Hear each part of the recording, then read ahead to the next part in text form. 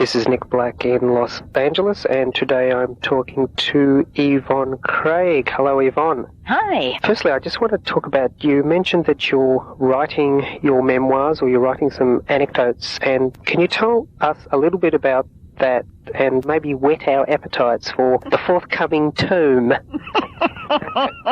Well, at least I can give you the title. It's going to be called From the Ballet to the Batcave and Beyond. And so back when ice covered the earth, I was in the Ballet Russe. And then when I came out here, I did movies and television for a long time. And there are just funny stories that are attached to that. It's autobiographical because, of course, it happened to me. It is not an autobiography beginning with, I was born in a log cabin and I walked barefoot to school and all of this stuff, because I don't think that's wildly interesting. The Beyond probably will stay within the realm of show business. My husband and I have done a tremendous amount of adventure travel, and we've been on safari, and we've been about 5 or 6 times, and we've been living with Kofan Indians in Ecuador, doing fun stuff and going down the rapids in Peru and whatnot. And that probably, if it ever became a book, it would be a completely other book, because it would just go on and on and on. And I don't know that the people who are interested in me as far as my show business career is concerned would be interested in that part of my life. Well, let's cover some of the boring stuff, because you're covering the interesting stuff. I'm longing to do a boring interview here. Well, you got it now. Well, so the first boring question I want to ask is, where were you born and how you got into show business originally? Was it through the ballet or? Yes. I was born in Illinois, but didn't stay there long enough to even be from Illinois. I was reared in Ohio. We moved to Texas when I was about 14, and that's when I really began studying ballet, and I got into show business through the Ballet Russe. My mother danced when she was a child, and she lived my mother is of Welsh descent, and so she lived in a Welsh community where they had something called an Eisteddfod, and I think that, that has to do with, I don't know, like a whole talent contest or something. And it's very popular in Australia among school kids. Oh, is it? Okay, well, she always danced for that. She was not a trained dancer, and in those days it was frowned upon, women dancing at all. My mother's 90, so, when you back it up that far, yes. And she just took me to the ballet, and I saw dancing and said, I would love to do that. And of course, because she had a love of it herself, my sister and I danced. Tell us about the Ballet Russe. The Ballet Russe de Monte Carlo. Well, I joined it when they were reforming. They had been in this country for years and years. It started with the original Colonel de Basile's Ballet Russe. And a lot of the people, whose names you might recognize, Danilova and Massine and certainly Balanchine, were all in that company. When they left St. Petersburg, they went with the Colonel de Basile's company. And then it came to the United States. When it came to the United States and was set up here, it was under a man named Sergei J. Denham, and it was called the Ballet Russe de Monte Carlo, although it was in New York City. Never in Monte Carlo. I went back to New York on a scholarship and studied with Mr. Balanchine and and auditioned for him, and would have been taken into the New York City Ballet, and at the same time I auditioned for Ballet Russe, and because they were doing these old chestnuts that I wanted to do since I was little, they did Swan Lake and Nutcracker and Scheherazade, I joined them. Now, from ballet to acting seems like a big step. How did the acting, and did you come to California to pursue it? No, I came to California because I was studying here with Carmelita Marachi, and somebody saw me in a restaurant, and this is all in the book. Somebody saw me in a restaurant having dinner and asked if I were an actress, and the man who was sitting with me said, yes, she is, and I'm her manager. And I became an instant actress. Do you remember which restaurant, Yvonne? Oh, gosh. I think it was called Baroni's. It was an Italian restaurant in Burbank. I think it no longer exists. But I should, since I'm writing this book, take a trip out and see whether it's still in the same spot. Yes. So you basically discovered. What, does that still happen today? Do you know? I don't know. Yes, I think it does, but I think what happens is somebody looks at a magazine and says, ooh, that's a pretty girl, and then it's Naomi Campbell, and then she gets a part in a movie, never having been trained. And I can say that from the point of view of having been on-the-job training, as far as I was concerned, until years later, and then I studied. But yes, I think it now comes mainly from models that have turned into actresses. There for a while, I was in a movie called High Time with Bing Crosby and Fabian and Tuesday Weld and all those people. And Fabian was a figment of, what is it? I'm trying to think of the kid who's who was his manager. Anyway, he saw him sitting out on a curbstone and said, I did it for Frankie Avalon, and I think I can do it for you. Would you like to be a singer, actor, whatever? And this kid was, I don't know, I mean, you know, he was just sitting there. So, well, the same thing happened with Burt Ward. Burt Ward was not an actor. I think he was working in a real estate office or something. I think his father was in the real estate business. But somebody just saw him and said, well, he kind of looks like he could play Robin. And so they cast him as Robin. So yes, it probably does still continue to happen. Who was this fellow who spotted you in Baroni? It was John Ford's son, Patrick Ford. Yeah. And what did he do for you? He was doing a movie called The Young Land with Patrick Wayne, John Wayne's son, and they were looking for a leading lady, and they decided that I was it. With no acting experience? No, none. And I didn't do an audition for them. They thought I looked the way she should look. And when they said, are you an actress? I didn't have a chance to say, no, I'm not. And the man who said, yes, she is, and I'm her manager, assumed that, you know, quickly I could do that. And could you, Yvonne? That's the question. Yes, although it certainly was on-the-job training. So how was it? Was it scary? I assume that they would have been far more experienced than yourself. You know, I guess I didn't have sense enough to be scared. I just thought it was great fun. And I must say, when you're dancing, you're acting to a degree. I mean, you're certainly not speaking words and acting, but you definitely, if you're a swan, you have to be a swan. And if you're a peasant girl, you have to know something about that. So it isn't wildly far-fetched. I mean, you're still doing some acting. It's just you're not worried about camera angles and dialogue. Yeah. Was the director of that movie, was he helpful? Did he know that you were inexperienced and give you a helping hand? You know, yes, everybody did. Once you get on a movie set, with the exception, and I've had no personal experience with Otto Preminger, so I'm not sure that he isn't helpful or wasn't helpful as well. But generally, everybody is pulling for the same thing to happen. They want a good production.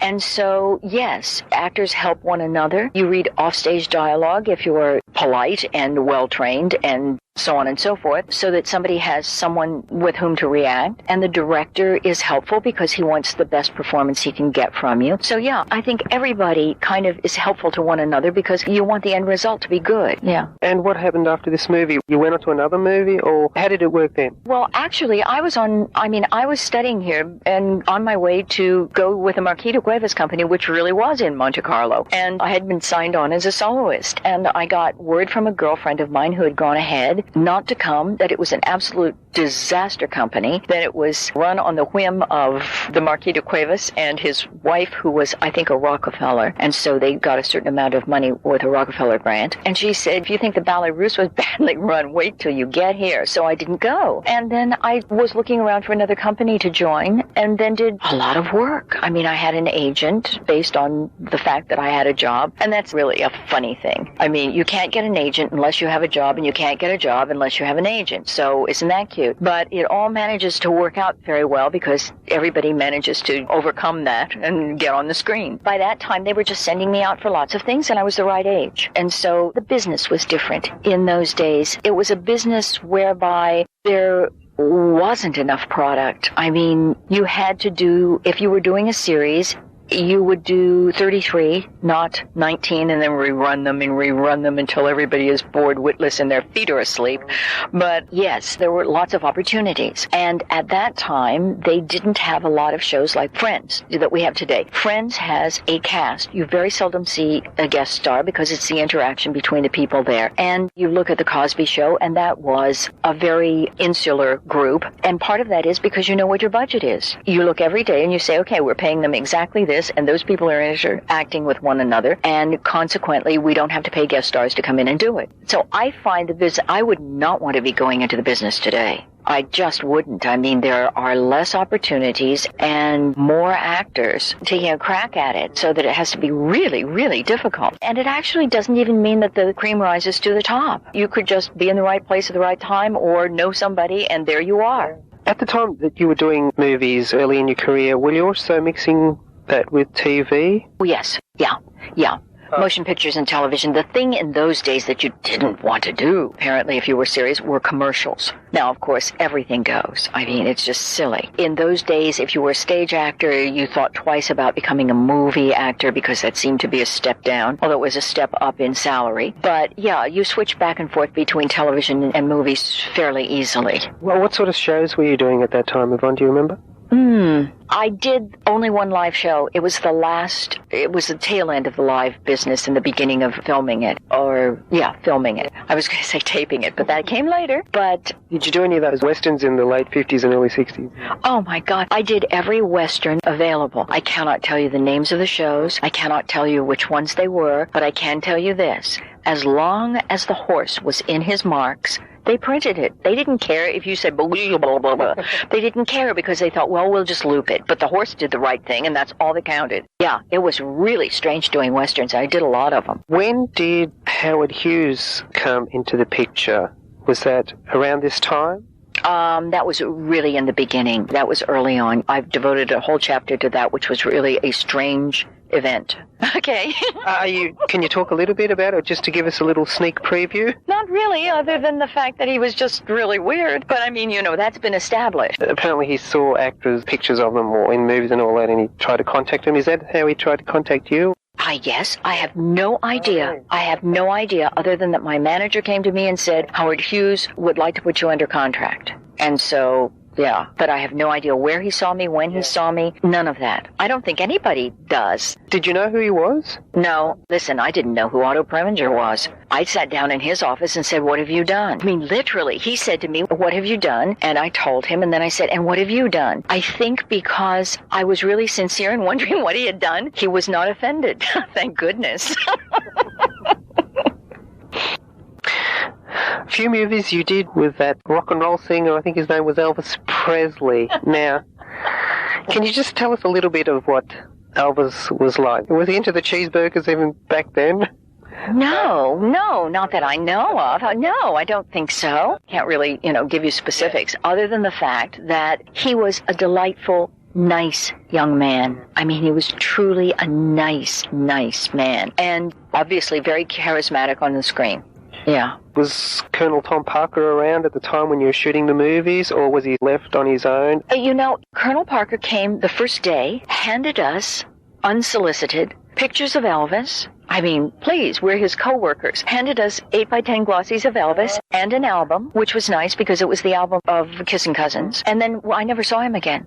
I mean, if I were to fall over him on the street, I would never have recognized him because, I never saw him. Did you ever see Elvis sing live, Yvonne? Did you go to one of his shows? Did I ever see him sing live? No. He sang to playback when we did the shows, and no, I never did go to one of his shows. Did you develop any sort of friendship while you were doing the movies with him? Absolutely.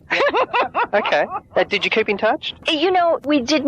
We didn't keep in touch. We would see one another passing on the street and wave and say, he called me Bug because I wore big bug-eyed sunglasses. And so he would say, hey, Bug. But that was it. I mean, no, I didn't see him. Shortly after we finished Kissin Cousins, he married Priscilla. Yeah. Now I want to get on to probably what you're best known for, even though you've done lots of movies and all that. I want to talk a little bit about Batman, and strangely enough, I think you were just in, is it the final season? And yet that you've probably, for better or worse, been associated with Batgirl ever since. Now, tell me how that came about initially. Was it just through a normal audition? I would say that it was for better, not for worse. Yeah, they just called me and said, we're intending to put a new character in the show. Would you be interested? And I said yes, and they gave me a script, and we shot a 7-minute, which is leaked out. It's all over the bootleg circuit. But yeah, there's a 7-minute sort of presentation that was shown only to the executives of the network. And if they liked that character, they would have incorporated her into the show. And so they saw it, we shot it, they saw it, they liked it, and I was in. I did a scene, and it all took place in a library, and I did a scene as the librarian calling her father, so you established who she was, and then she looks up and she sees these people who are wearing antenna on their head, which didn't seem at all odd to her, I guess.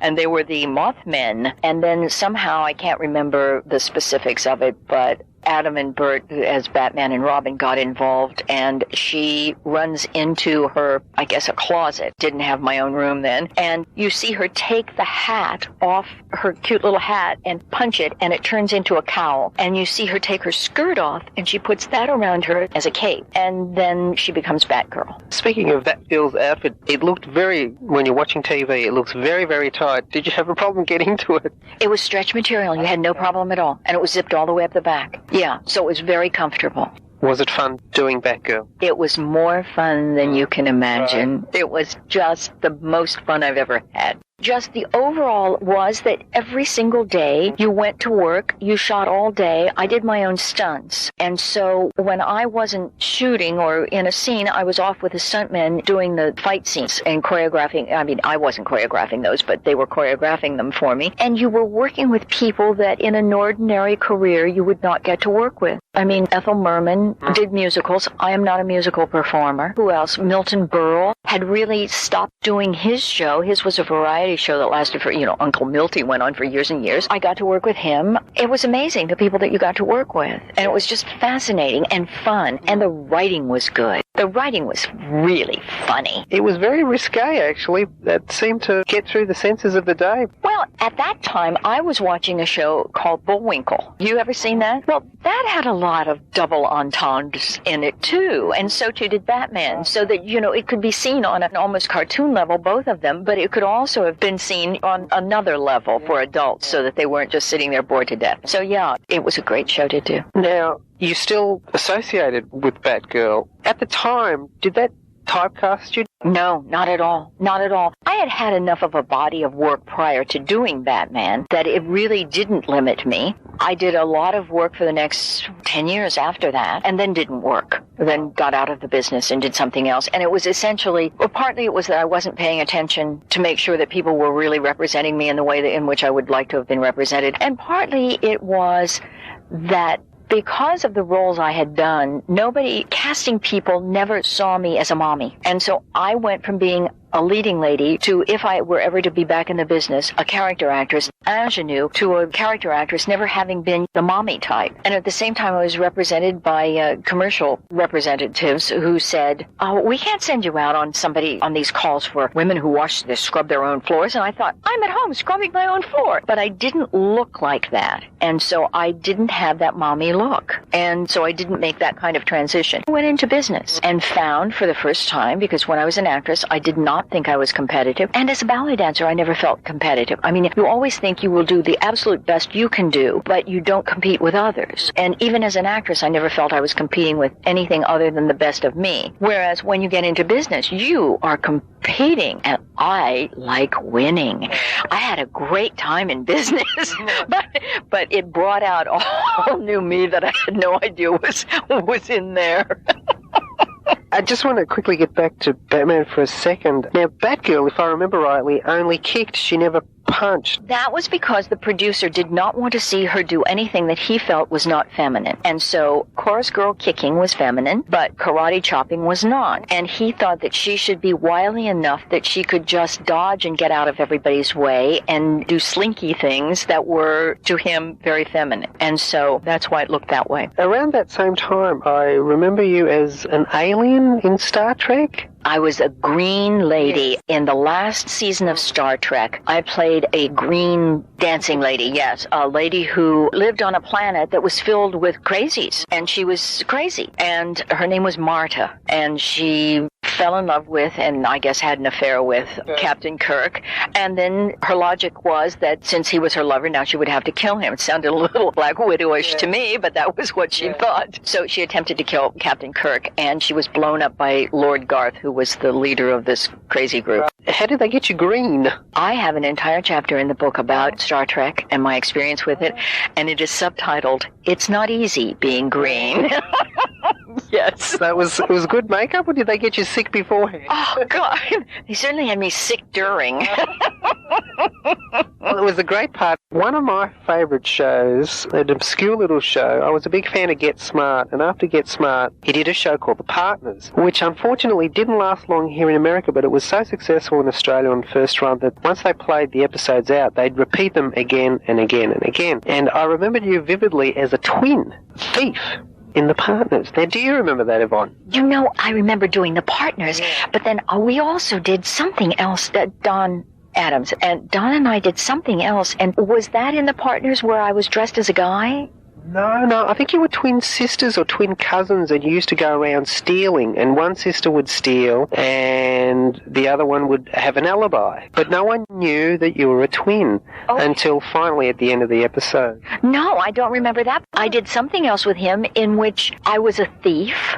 I thought that was the same show. In the end, when they catch me, they grab me, my hat falls off and my hair falls down, and you realize it's a girl, and that I've been... Maybe that's it. I'll have to check because I've got every episode taped back home, so I'll have to... Is that the one? It was John...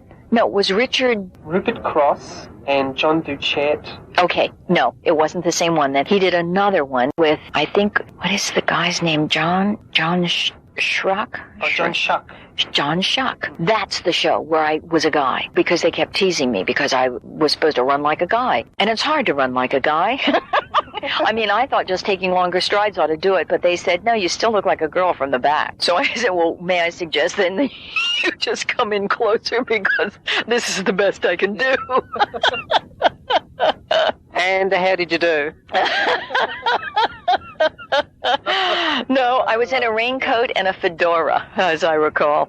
You mentioned a bit of your business. Did you retire from acting, or what's the story there, Yvonne? I found, actually, that I was doing better work and deeper work in workshops than I was doing on the screen. And so I had said to my agent, I know people associate me with bouncy, sexy, pert, whatever. Let's try not doing that. Let's do something else, because I would be more fulfilled if I were doing something else. So he was told not to send me any scripts that had anything to do with, oh, and there she is in a bikini again. But there weren't a lot of scripts that didn't have that kind of thing happening then. So I got less and less scripts, and then realized that I was not going to do the kind of work that I wanted to do. They weren't doing Silkwood, and they weren't doing any of that kind of stuff then. And so I need to find a sensible way of making a living that will carry me over in my old age. So I went into I went into the real estate business. Does that sound sensible? No. It's as crazy as show business, and there are as many crazy people in it. It's just they're different crazy people than the ones you knew. So now you're introduced to new ones that are nuts. But I enjoyed it. I really did. I enjoyed making deals. Somebody said to me, well, if you enjoy that and you have connections in show business, become a manager, become an agent. And I thought, everybody hates agents, and I hate them too. I must say, I don't know why the suicide rate isn't up for agents. They say dentists have a high suicide rate. It's because everybody sits down in the chair and says, oh, did I not want to see you? Well, how does that make you feel? Well, everybody says that to agents too, but they don't go out and commit suicide. But maybe they should. They're made of sterner stuff, I think. Maybe. Just remind our listeners that your memoir's coming out soon, and give us that title again from... It's called From the Ballet to the Batcave and Beyond, and I have a website. It's www.yvonnecraig.com. And so if you go in there, you will find out when it's coming out, because I put all that kind of stuff on the website. When I do conventions and things like that, that's on the website as well. All right, I want to thank you very much for taking time to talk to us.